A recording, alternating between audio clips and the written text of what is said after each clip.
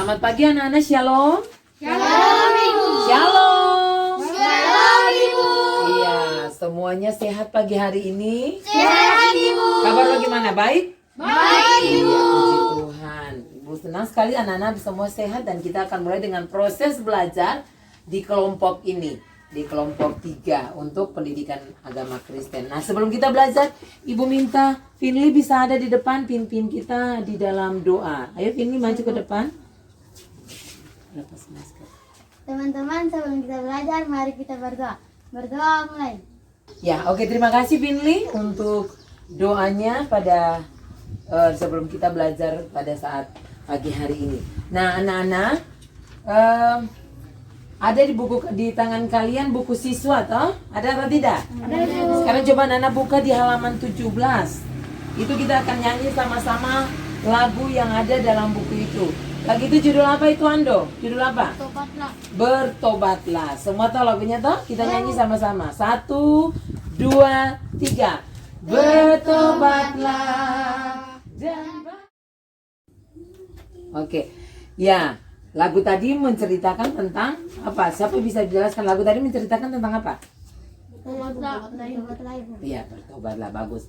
Oke, ada di antara kelompok ini ada yang tidak hadir? Ketua kelompok siapa? Putra? Siapa yang tidak?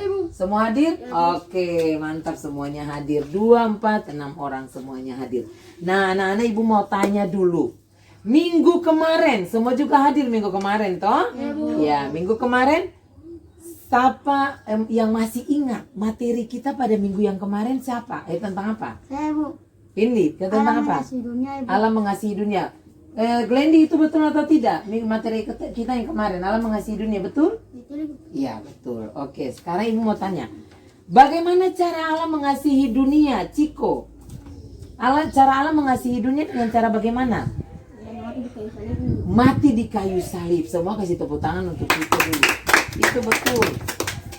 Allah mengasihi dunia dengan memberikan Yesus Kristus untuk mati di kayu salib. Mati di kayu salib untuk apa, Sanet? Untuk manusia. Untuk? Menebus dosa manusia Ibu. Bagus, untuk menebus dosa manusia. Terima kasih Glendy. Nah, anak-anak itu materi minggu kemarin ya. Minggu hari ini kita akan belajar juga tentang satu materi yang masih punya hubungan dengan bagaimana Allah mengasihi dunia. Masih punya hubungan. Nah, Ibu mau cerita dulu tentang satu ilustrasi. Ibu mau cerita tentang satu ilustrasi dan anak-anak perhatikan di depan. Ilustrasi ini tentang sebuah pawai akbar. Pawai yang dilakukan pada satu daerah menjelang akhir tahun. Menjelang akhir tahun. Biasa kalau akhir tahun itu kata semua sudah siap untuk masuk apa? Masuk apa? Kalau akhir tahun itu siap-siap mau masuk apa? Tahun baru apa lagi? Natal. Ya. Nah, pada momen-momen itu ada pawai akbar dan ramai atau tidak kalau pawai? Ramai. Mereka menyiapkan segala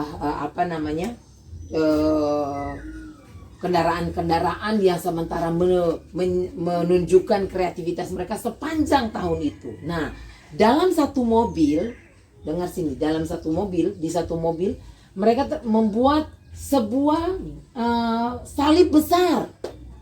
Salib besar dan di depan salib itu ada gambar seorang yang sementara tertunduk seperti dia sementara berdoa. Nah, gambar itu sejenis dengan gambar yang Ibu tunjukkan buat anak-anak. Ya, semua sudah lihat gambarnya? Ya Ibu. Glendy lihat gambarnya? Nah, menurut kamu siapa yang bisa menjelaskan ini gambar tentang apa? Ando? Seseorang sedang berdoa. Seseorang sedang berdoa. Ada lagi gambar tentang apa, Sanet? Bertobat itu Bertobat? menyesal. Bertobat itu menyesal. Ada lagi? Bertobat itu berubah Ibu. Bertobat itu berubah. Ya, Ibu. Ini gambar. Jadi gambar ini berbicara tentang apa? Orang sementara apa? Sementara menunduk. Menunduk, iya betul, orang sementara menunduk. Tadi Ando bilang sementara berdoa. Nah, anak-anak gambar ini sementara berbicara tentang yang tadi Sanet bilang sementara menyesal. Sementara menyesali semua perbuatan yang tidak baik. Dia sementara menyesali perbuatannya dan dia tertunduk di depan kayu salib itu. Nah, Hari ini kita akan belajar tentang satu tema, yaitu tentang arti bertobat. Ini tema kita. Coba semua baca sama-sama Ibu Guru. 1, 2, 3. Arti bertobat. Sama-sama. 1, 2, 3. Arti bertobat. Arti bertobat. Nah, kita akan belajar tentang arti bertobat. Anak-anak, penting nggak kita belajar tentang bertobat? Putra penting belajar bertobat atau tidak? Penting Ibu. Mengapa sampai kamu katakan penting? Karena dengan bertobat dosa manusia terhapus. Wow, semua tepuk tangan buat Putra. Dengan bertobat dosa manusia terhapus. Ada lagi yang bisa jawab? Mengapa penting kita belajar tentang bertobat? Apakah bertobat itu penting? Bertobat itu penting atau tidak, Glendy? Penting. Ya, bertobat itu penting. Kadang orang Kristen berpikir bahwa dia cukup menjadi Kristen, lalu dia melakukan dosa itu tidak masalah. Padahal itu hal yang salah. Kristen belum tentu masuk surga. Yang masuk surga itu adalah orang yang melakukan firman Tuhan dan orang yang bertobat. Oke, bertobat dari perbuatan-perbuatannya yang salah. Nah, anak-anak, kita akan belajar hari ini ada 3. Ibu akan kasih 3 tujuan pembelajaran yang kita akan pelajari bersama. Yang pertama, kita akan belajar tentang arti bertobat. Apa itu arti bertobat? Yang kedua, kita akan belajar tentang mengapa manusia membutuhkan pertobatan atau alasan manusia membutuhkan pertobatan. Yang ketiga, kita akan belajar tentang langkah-langkah pertobatan yang pada akhirnya nanti anak-anak akan diskusikan itu. Anak-anak akan diskusikan tentang langkah-langkah pertobatan dan bagaimana yang akan kita diskusikan, dan itu nanti didasarkan dalam Alkitab di dalam Lukas pasalnya yang ke-15 ayat 11 sampai ayatnya yang ke-32. Coba buka dulu di dalam Alkitab. Cepat. Lukas pasal 11. Itu bicara tentang apa, Putra? Coba kamu buka. Lukas pasal 11 atau Sanet, coba buka cepat. Jadi kisah para rasul. Lukas 15 coba. Itu bicara tentang apa itu? Perumpamaan tentang domba yang hilang. Hah? Perumpamaan tentang domba yang hilang. Yang ayatnya yang ke-11. Ayat 11 bukan ayat 1. Perumpamaan tentang anak yang hilang. Iya. 1 bilang kuat, 1, 2, 3. Perumpamaan tentang anak yang hilang. Perumpamaan tentang anak yang hilang. Nah, setelah ini Ibu akan bagi kelompok. Kita akan bagi 2 kelompok. Ya. Kelompok 1 dan kelompok 2. Kita akan bagi 2 saja. Ibu akan bagikan kepada anak-anak lembaran kerja peserta didik. Ada lembaran kerja peserta didik yang nanti akan Ibu bagikan ke masing-masing kelompok dengan pertanyaannya masing-masing. Dan masing-masing kelompok akan mendiskusikan itu. Yang pertama, kita akan menjelaskan tentang langkah-langkah pertobatan di dalam kisah anak yang hilang itu. Dan yang kedua, anak-anak juga akan menjelaskan bagaimana sikap orang setelah bertobat itu seperti apa, berdasarkan kisah anak yang hilang. Nah, anak-anak, oleh karena itu ada di depan sini Ibu akan tunjukkan kepada anak-anak sebuah video tentang kisah anak yang hilang itu. Di dalam video Ibu akan tunjukkan untuk anak-anak. Anak-anak semua bisa perhatikan di depan sini. Lalu setelah itu langsung kita akan berdiskusi. Ya, jadi semua tolong diperhatikan dengan baik. Videonya jangan sampai pada waktunya mau diskusi anak-anak cakar-cakar ini di mana. Ya. Nah, semua perhatikan videonya di depan dan supaya kita semua bisa belajar dengan baik setelah ini. Anak-anak semua sudah melihat video tadi? Sudah lihat atau belum? Jelas atau tidak video tadi? Jelas. Oke, dari video tadi anak-anak sudah lihat bagaimana kisah tentang anak yang hilang, ya. Dia awalnya sama-sama dengan orang tuanya, tapi karena keinginannya untuk hidup sendiri, makanya dia pergi. Setelah dia pergi dari ayahnya, apakah dia senang? Video tadi? Tidak, Ibu. Dia tidak senang, malah dia mengalami penderitaan. Dia harus kerja keras karena apanya habis? Hartanya habis, uangnya habis. Nah, sekarang kita sudah, anak-anak sudah ada pada dalam kelompok masing-masing ya. Ibu sudah jelaskan tadi. Kita akan berdiskusi. Lembaran LKPD yang ibu sudah kasih di tangan anak-anak semua sudah ada toh? Sudah, ya. Semua sudah ada dengan lembaran kerjanya masing-masing. Nah, kelompok Ando akan menjawab pertanyaan yang pertama. Kelompok Putra akan menjawab pertanyaan yang kedua. Nah, coba kelompok Ando salah satu baca dulu pertanyaannya apa? Yang keras. Jelaskanlah pertobatan dalam kisah anak yang hilang. Ya, Putra, pertanyaan yang kedua, yang ibu Kenapa sih bete mbak? Situ. baca dengan keras. Sebutkan sikap manusia yang menunjukkan pertobatan dalam kisah anak yang hilang. Iya. Jadi yang kelompok yang di sini akan menjelaskan tentang langkah-langkah pertobatan dalam kisah anak yang hilang. Kelompok di sini akan menjelaskan tentang sikap orang yang sudah mengalami pertobatan. Ya, ibu kasih kesempatan untuk kamu berdiskusi. Setelah itu masing-masing kelompok akan membacakan hasil diskusinya. Kelompok 1, kelompok 2 akan baca. Lalu setelah itu kelompok 1 kalau mau bertanya kepada kelompok 2 silakan. Atau kelompok 2 mau bertanya kepada kelompok 1 silakan. Nanti ibu akan simpulkan dan kita akan belajar bersama-sama. Ya, 7 menit ibu kasih kesempatan untuk berdiskusi mulai dari sekarang. Oke. Sekarang semua sudah selesai diskusi? Ada yang belum selesai? Belum ibu. Putra sudah Putra ini selesai kelompok ini? Oke. Siapa yang bertanggung jawab untuk membacakan hasil diskusinya? Ibu memberikan kesempatan. Kelompok 2 tolong diperhatikan ya apa yang dibacakan oleh kelompok 1. Silakan sambil berdiri, Glendi. Langkah-langkah pertobatan dalam kisah anak yang hilang. 1. Sadar. 2. Mengakui kesalahan. 3. Minta pengampunan ibu. Silakan duduk. Oke, ada pertanyaan dari kelompok 1. Kelompok 1 mau bertanya. Oke, terima kasih kelompok 1 untuk kerjasamanya dalam berdiskusi. Kelompok 2, terima kasih sudah bertanya. Dan sekarang kelompok 1 giliran memperhatikan apa yang kerjakan oleh kelompok 2. Nah, kelompok 2 silakan berdiri. Siapa yang mau bertanggung jawab untuk membaca hasil kerja? Putra Lohana Pesi. Ya, silakan Putra. Terima kasih atas kesempatan yang diberikan kepada kami. Sebutkan sikap manusia yang menunjukkan pertobatan dalam kisah anak yang hilang. Dulu suka melakukan dosa, setelah bertobat dia tidak suka melakukan dosa. Bersukacita karena dosanya diampuni. Jadi ada 2 jawabannya. Ya. Oke. Jadi ada 2 itu. Putra menunjukkan tentang 2 sikap manusia yang sudah mengalami pertobatan ya. Iya, Bu. Oke. Ada pertanyaan dari kelompok 1 untuk kelompok 2? Oke. Terima kasih untuk kelompok 1 dan kelompok 2 untuk diskusinya siang hari ini. Semua begitu bersemangat. Tepuk tangan dulu untuk semuanya.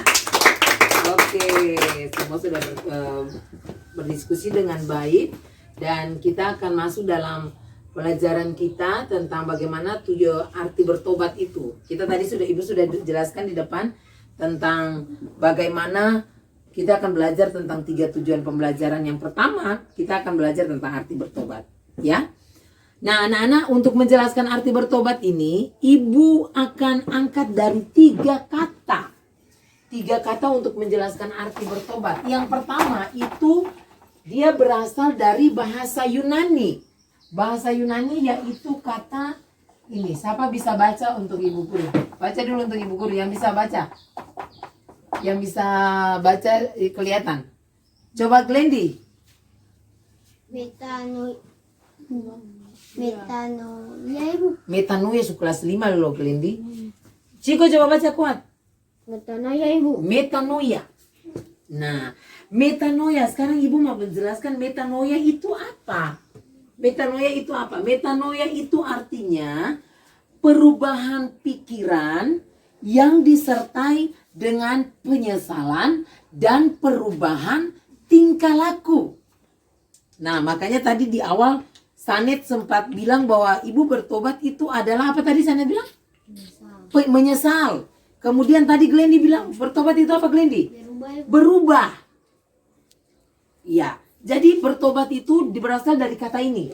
Salah satunya kata metanoia, yang dia punya pengertian perubahan tingkah laku, perubahan pikiran yang disertai dengan penyesalan.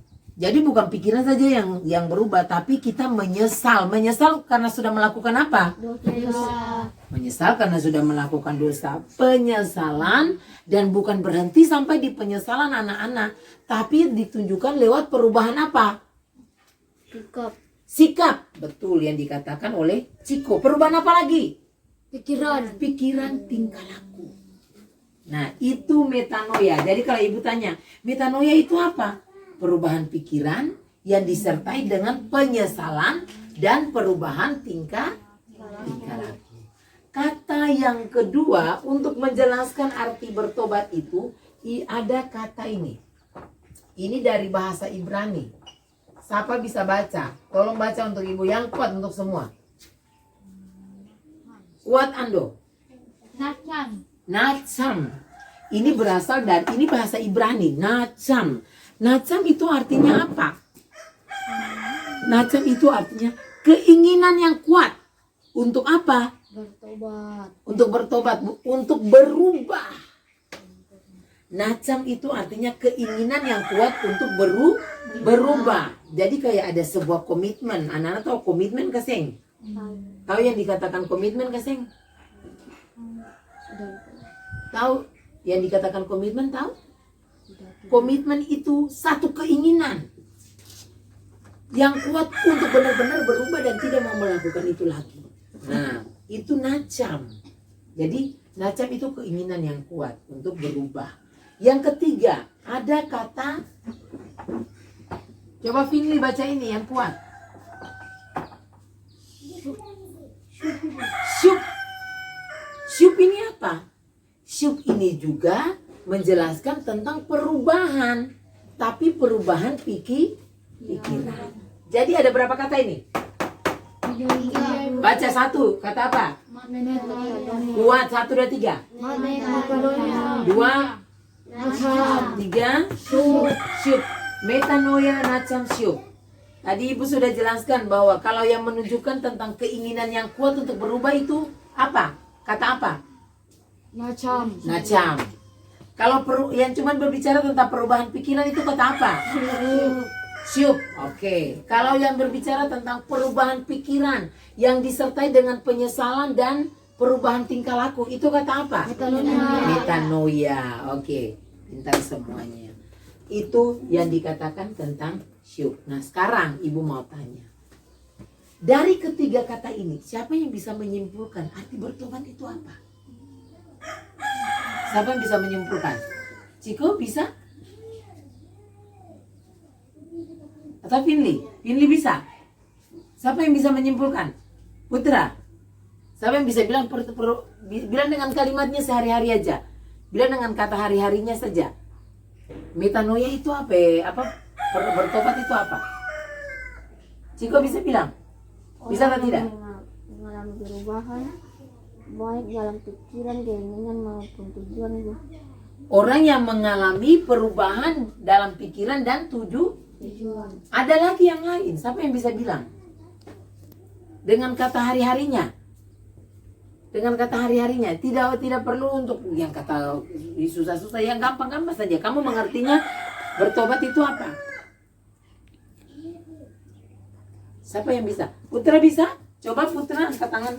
Meninggalkan kehidupan yang lama Ibu. Meninggalkan kehidupan yang lama. Baik sekali. Ada lagi yang bisa menjelaskan bertobat itu apa?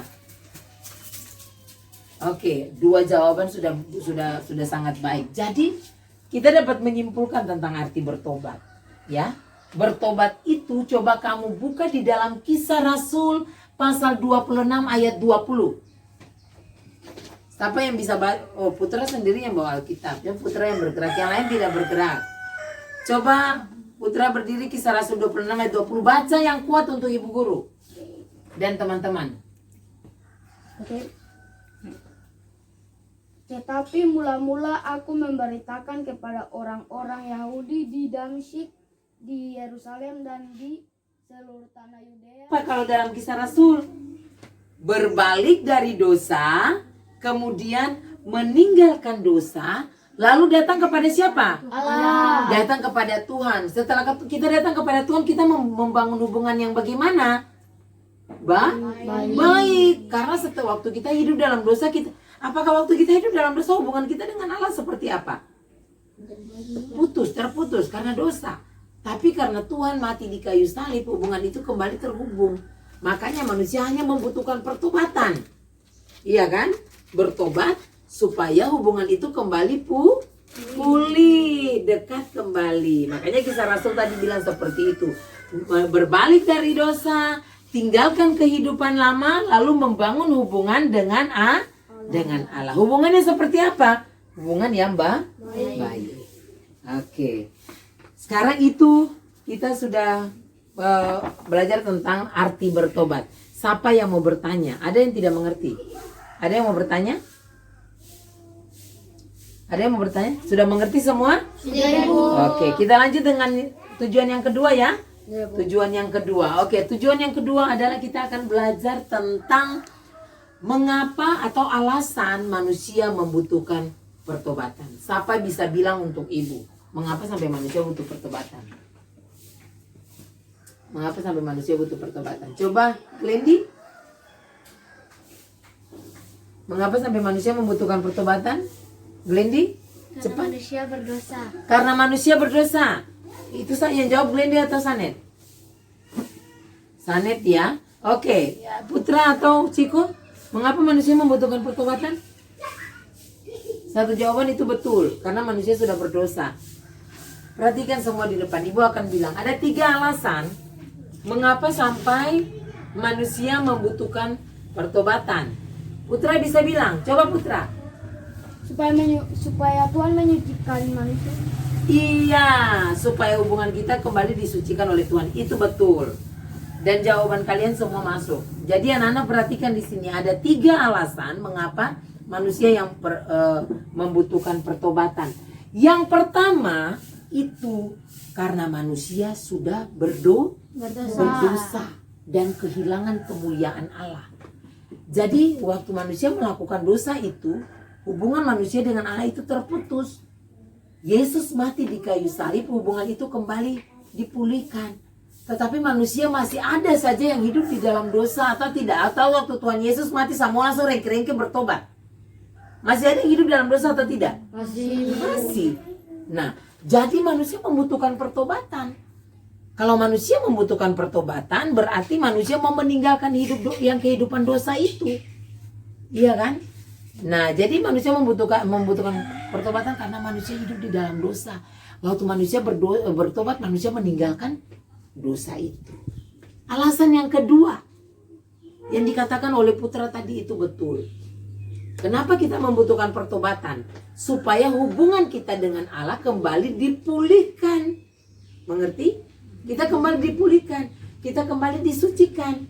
Tidak ada lagi yang namanya dosa, karena kita sudah mengalami pertobatan. Ya? Bisa mengerti? Yang ketiga, mengapa manusia membutuhkan pertobatan?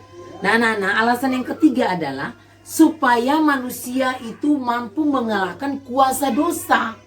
Manusia bisa jauh dari kuasa dosa. Orang kalau dia bertobat, tadi kelompok 2 tadi menjawab bahwa kalau kita melakukan dosa, kita tidak lagi punya keinginan untuk melakukan, kalau kita bertobat, kita tidak lagi punya keinginan untuk melakukan apa? Dosa. Jadi kalau kita bertobat, kita jauh dari kuasa dosa. Oke? Ya. Sekarang ada yang mau bertanya? Oke. Bagaimana Sanet? Kalau manusia bertobat, manusia masuk surga. Kalau manusia bertobat, Putra? Bu, berarti kalau manusia tidak bertobat, manusia tidak masuk surga kayak Bu? Oke, sama tepuk tangan dulu untuk pertanyaannya. Jadi, betul yang dikatakan Sanet. Kalau manusia tidak bertobat, betul manusia tidak akan masuk surga. Karena kalau kita bertobat berarti kita mau melakukan kehendak Tuhan. Orang kalau sudah bertobat dia mau melakukan kehendak Tuhan atau kehendak setan? Kehendak Tuhan. Kehendak Tuhan. Kalau dia belum bertobat itu dia hidup dalam dosa atau tidak? Hidup dalam dosa itu melakukan kehendak siapa? Setan. Jadi kalau tidak bertobat berarti otomatis tidak masuk surga yang dikatakan putra itu, betul. Jadi seperti itu, ya. Oke. Kita akan lanjut dengan tujuan pembelajaran yang terakhir, yaitu tujuan pembelajaran yang ketiga tentang langkah-langkah manusia bertobat berdasarkan kisah anak yang hilang tadi. Ibu mau minta kelompok ini jawab tadi langkah yang pertama apa? Langkah yang pertama untuk bertobat apa tadi kelompok 1? Sadar. Langkah yang kedua apa? Coba kamu dengar kalau melihat video tadi kelompok putra. Coba putra kasih teman yang lain jawab. Tadi langkah yang kedua apa? Kamu sudah tulis di situ. Nah, Ciko apa? Langkah yang kedua hasil diskusi tadi. Mengakui dosa. Kuat Ciko. Mengakui dosa dan mohon pengampunan. Oke, sadar, mengaku dosa, lalu apa tadi? Mohon pengampunan. Itu betul. Jadi langkah pertobatan yang pertama itu harus apa tadi? Sadar. Apa? Sadar. Anak yang hilang tadi dia pergi jauh dari papanya. Tapi ketika dia sudah jatuh dalam melarat dan sebagainya, dia langsung jadi apa? Dia sadar. Wih, ternyata papa saya punya banyak hal, punya banyak kekayaan. Kenapa saya bekerja jadi seperti ini? Dia bekerja jadi apa itu? Penjaga apa? Babi. Babi tadi. Aduh, dia harus jadi penjaga babi. Dia kemudian kelaparan, lalu dia makan apa? Makanan apa tadi? Makanan babi. Betul yang dikatakan oleh Finley. Jadi kalau waktu kita sadar, berarti kita akan cepat-cepat kembali. Kalau sadar bahwa sudah melakukan dosa, lebih baik tinggalkan itu dan pergi dari dosa. Itu yang dilakukan oleh anak bungsu tadi. Waktu dia sadar, dia cepat-cepat tinggalkan dia punya kehidupan itu, lalu dia kembali kepada siapa? Bapaknya.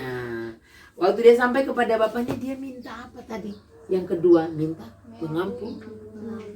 Dia mengaku, Bapak, beta sudah buat kesalahan sama Bapak. Dan beta mau minta Bapak mengampuni beta. Apakah bapaknya bilang, sana pergi? Bapaknya usir dia atau bapaknya seperti apa? Bersukacita karena apa? Anaknya telah kembali. Jadi itu seperti itu Tuhan. Anak-anak kalau sudah melakukan dosa seperti apapun, tapi kalau mau bertobat kembali kepada Tuhan, Tuhan senang atau tidak? Senang. Tuhan saya bilang kata, Ando, pergi. Saya tidak mengenal kamu lagi. Kamu mau bertobat, pergi sana. Tidak, Tuhan tidak bilang seperti itu. Tapi Tuhan terima Ando kembali. Karena Ando sudah mau untuk bertobat. Bertobat artinya dia mau berubah. Ya kan? Oke, jadi itu langkah-langkah bertobat. Kemudian setelah dia minta pengampunan, dia harus percaya. Dia harus percaya bahwa Tuhan mau mengampuni dia. Setelah dia percaya bahwa Tuhan mau mengampuni dia mau untuk menerima Yesus masuk dan berdiam dalam hatinya.